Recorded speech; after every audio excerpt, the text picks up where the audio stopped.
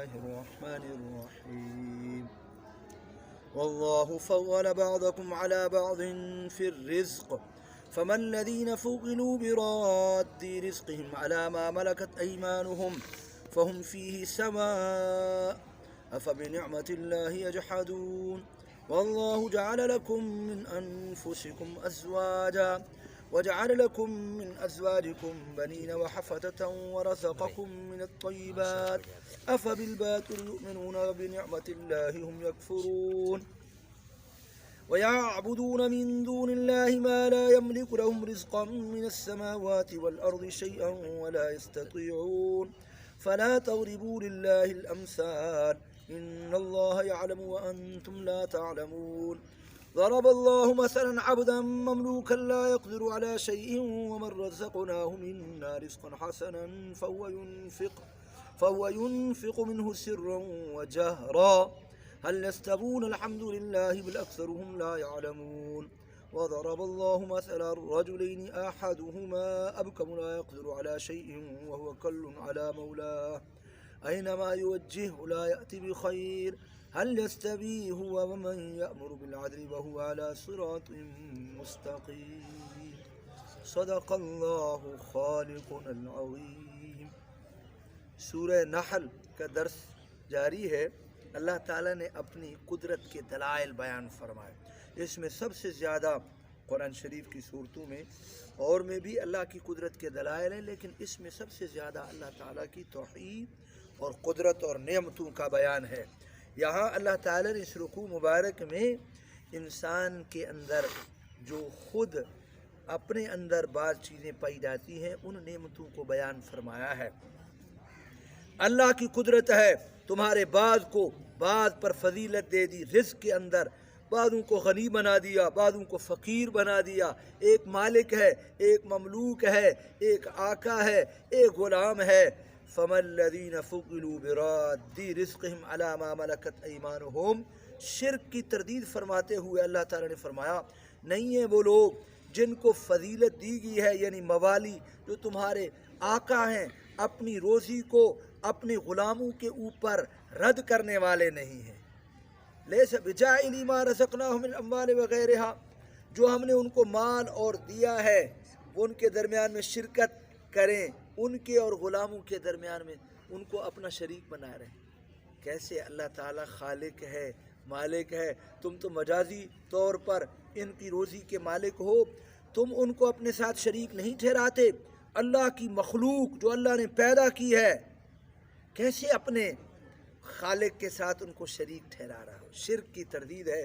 کہ ایسے نہیں ہے کہ وہ مملوک اور موالی دونوں برابر ہو جائیں۔ معنی لیس لہم، نہیں ہے ان کے لیے، شرکاء من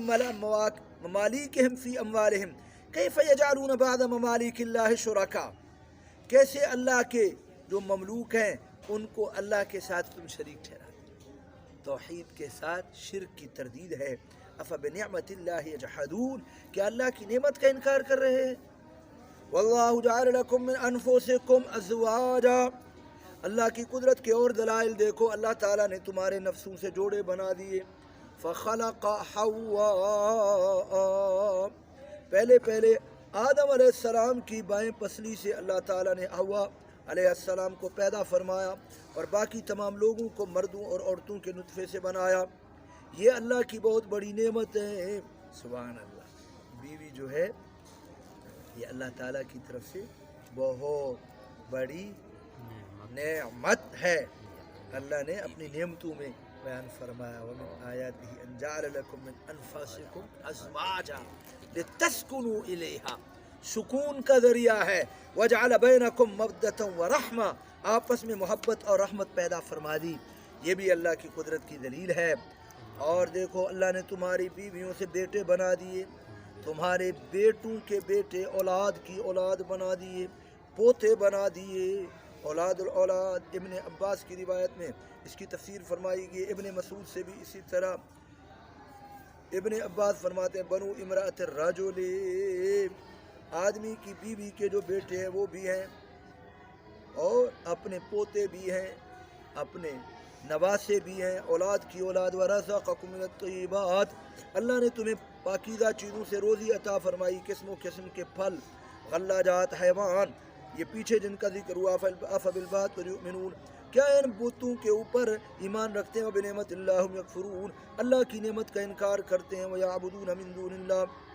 اللہ کی عبادت، اللہ کے سوا ان چیزوں کی عبادت کر رہے ہیں جو نہیں مالک ان کے لیے روزی کا، آسمانوں سے من المطر، اور نہ ہی زمین سے بالنبات کسی چیز کا، ولا یستطیعون، اور نہیں طاقت رکھتے کسی چیز پر، وہ بت ہیں۔